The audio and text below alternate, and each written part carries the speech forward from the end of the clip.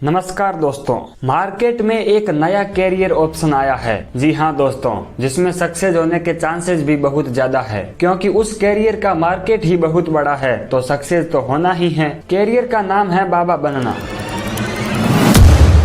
जी हाँ दोस्तों, आपने बिल्कुल सही सुना। अगर आप किसी और फील्ड में बहुत ज्यादा जी तोड़ मेहनत कर रहे हो और सफल होने के चांस बहुत ही कम है, तो आप ये कैरियर ऑप्शन चूज कर सकते हो, क्योंकि यहाँ पर लोग रिलीजन के नाम पर इतने अंधे हो चुके हैं कि वो किसी को भी अपना धर्म गुरु मान लेते हैं। देखिए, अपने से छोटे छोटे बच्चे भी इसमें सफल हो गए हैं। तो आइए जानते हैं इन फ्रॉड बाबा लोगों के बारे में।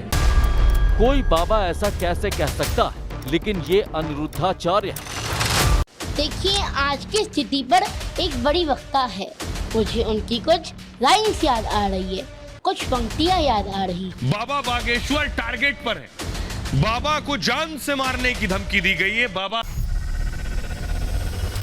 देखिए, ये सब शुरू होता है बागेश्वर बाबा के टीवी में आने से। ऐसा नहीं है कि पहले ऐसा कभी हुआ ही नहीं है, ये चीजें पहले भी होती थी, लेकिन पहले मीडिया इतना फ्री थोड़ी था कि इन चीजों को भी न्यूज में चलाएं। लेकिन आज के मीडिया की क्या रियलिटी है, ये हम सबको पता है। ये है बागेश्वर बाबा। इनका रियल नाम है धीरेन्द्र कृष्ण शास्त्री। इनका जन्म मध्य प्रदेश के एक छोटे से गांव में हुआ था। बचपन से ही इन पर धर्म का बहुत बड़ा इम्पैक्ट रहा है। आगे चलकर इन्होंने राम कथा और दिव्य दरबार भी स्टार्ट कर दिया था, जहाँ इन्होंने दावा किया कि वो लोगों की समस्याओं को और उनके मन को भी पढ़ सकते हैं। साथ ही उन्होंने कैंसर के उपचार के लिए मंत्र और औषधि भी बताई, जिससे वो वायरल भी हुए और टीवी में भी छा गए। धीरे धीरे लोगों में इनके प्रति विश्वास और भी ज्यादा बढ़ गया। यहाँ पर बागेश्वर बाबा हिंदू राष्ट्र और धर्म के नाम पर बोल्ड वर्ड भी यूज करते हैं, जिससे वो किसी न किसी कारण से चर्चा में रहते ही है। लेकिन वो ये भूल जाते हैं कि उनके इन वर्ड्स से कम्युनल हिंसा भी भड़क सकती है। लेकिन उनको इस बात की टेंशन ही नहीं है, क्योंकि हमारे लीडर्स खुद इनके दरबार में जाते हैं। यहाँ तक कि 23 फरवरी 2025 को हमारे प्राइम मिनिस्टर खुद इनके धाम में गए थे बालाजी के दर्शन करने।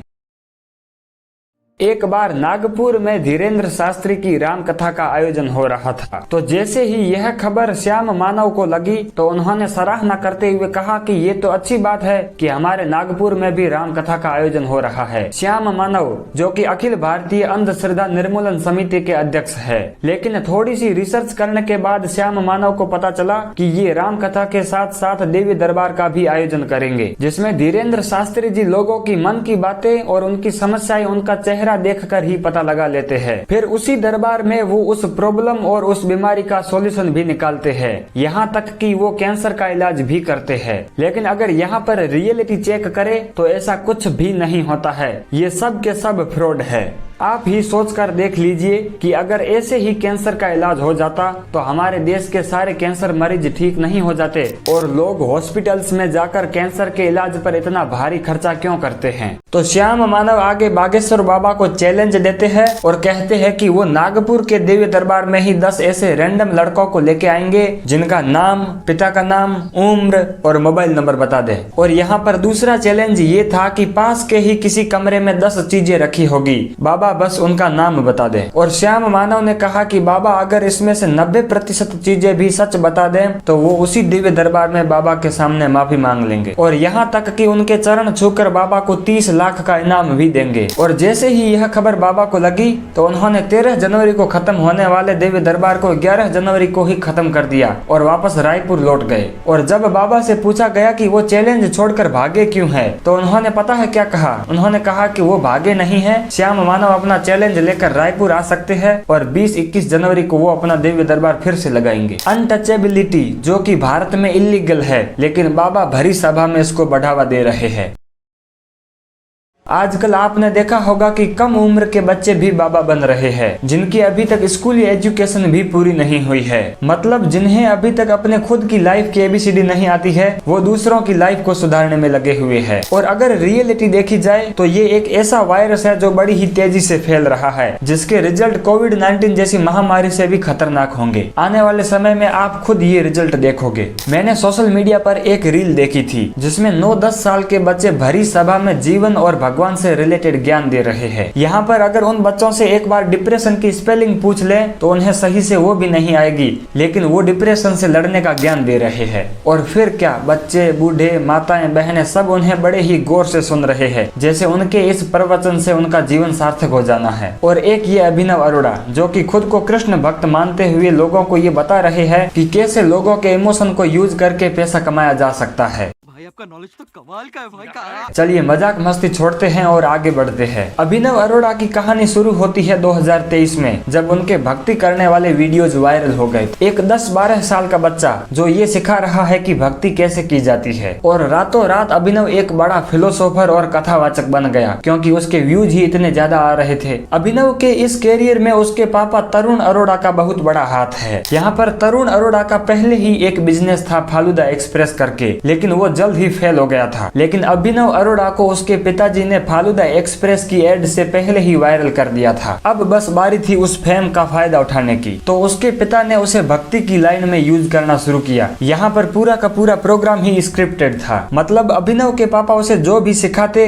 वो सेम वैसा का वैसा ही बोलता। यहाँ तक कि कुछ इंटरव्यू में उसके और उसके पापा के वर्ड टू वर्ड भी सिमिलर थे। और जैसे ही तरुण अरोड़ा जी का ये प्लान सक्सेस होना शुरू हुआ तो उन्होंने इसका पूरा फायदा उठाना शुरू किया और अभिनव अरोड़ा को कृष्ण भक्त का टैग दे दिया। आप समझ रहे हो कि जिस उम्र में बच्चों को पढ़ाई पर फोकस करना चाहिए, उसी उम्र में ये भाई साहब लोगों को संसार का महत्व बता रहे हैं। ये कहानी अभिनव जैसे हर उस इंसान की है जो अपने डिसीजन खुद नहीं लेता है।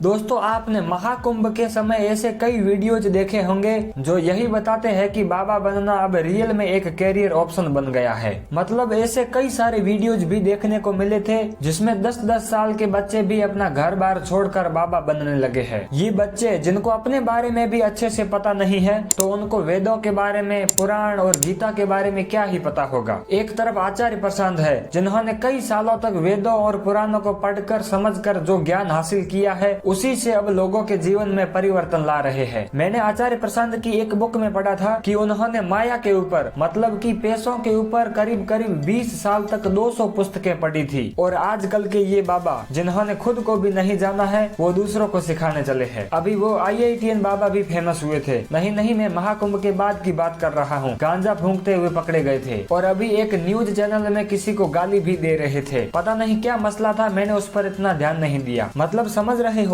इनको बस झट से वायरल होना है और फिर मजे करने हैं। इनको किसी से कुछ भी फर्क नहीं पड़ता है कि आप किसी के सेंटीमेंट को भी हर्ट कर रहे हो। इसके भी कई सारे रीजन है कि लोग इनको फॉलो करते हैं। पहला है इलिटरेसी। ज्यादातर इन बाबा लोगों को अनएजुकेटेड लोग ही फॉलो करते हैं, जिससे हमारा एजुकेशन सिस्टम भी एक्सपोज हो रहा है। हालांकि कई जगह तो एजुकेटेड लोग भी इनको फॉलो करते हैं, वो बस धर्म के नाम पर अंधे हैं। दूसरा है फेल्ड एजुकेशन सिस्टम। हमारा एजुकेशन सिस्टम इस हद तक गिर चुका है कि अब सिर्फ उसमें रट्टा मार स्टडी पर ही फोकस किया जाता है, क्रिटिकल थिंकिंग पर कभी फोकस किया ही नहीं गया है। और तीसरा है फेथ। लोग धर्म के नाम पर इतने आस्तिक हो चुके हैं कि वो बाबा लोगों के कहने भर में भी विश्वास कर लेते हैं और सामने से उस फालतू के लॉजिक पर कोई सवाल भी नहीं करते हैं। हालांकि सवाल करे भी क्यों, उन्हें तो आशा की नई किरण मिल गई है ना। उन्हें तो बस अब यही भरोसा हो गया है ना कि उन्होंने पहले जो भी प्रयास किए थे वो इसी कारण असफल हुए थे, और अब इन्हें जो आशा की नई किरण मिली है वही सब ठीक कर सकती है। आंध्र प्रदेश के चित्तूर डिस्ट्रिक्ट में 2 बहनों का मर्डर कर दिया गया। मर्डर किसने किया ये आप सुनोगे तो शॉक हो जाओगे। ये मर्डर किया था उनके माता पिता ने, क्योंकि उनका मानना था कि अगर वो अपने बच्चों को मार देंगे तो उनके बच्चे सतयुग में पुनर्जन्म लेंगे। यहाँ पर इन्वेस्टिगेशन में बाद में पता चला कि वो माता पिता किसी बाबा लोगों के चक्कर में पड़े हुए थे। यहाँ पर पहला सॉल्यूशन निकल कर आता है एक्टिवली कॉम्बैट सुपरस्टिशन। समाज में अंधविश्वास को हटाने की या फिर कम करने की कोशिश करनी होगी। जिस तरह महाराष्ट्र और कर्नाटक गवर्नमेंट ने इस पर लॉ बनाया है, यहाँ पर दूसरे स्टेट और सेंट्रल गवर्नमेंट को भी इस पर लॉ बनाना चाहिए। दूसरा सॉल्यूशन है मेंटल हेल्थ प्रॉब्लम को सोल्व करना जरूरी है। इसी के चलते लोग प्लेसेबो इफेक्ट पर विश्वास कर रहे हैं। प्लेसेबो इफेक्ट क्या है समझाता हूँ। मान लो आपको एक गिलास में पानी दिया गया है, लेकिन आपको उसे दवाई मानकर पी लेना है। हैं तो अब आपका दिमाग ये मान लेगा कि आपने दवाई ली है, जिससे आप बेहतर भी फील करोगे। रिसर्च ने भी बताया है कि स्ट्रेस, डिप्रेशन और कैंसर जैसी बीमारियों में ये प्लेसेबो इफेक्ट बहुत काम करता है, जो कि एक पॉजिटिव रिजल्ट देता है। ऐसे ही सॉल्यूशन बेस्ड कंटेंट के लिए चैनल को सब्सक्राइब कर सकते हैं। मिलते हैं नेक्स्ट वीडियो में, तब तक के लिए जय हिंद।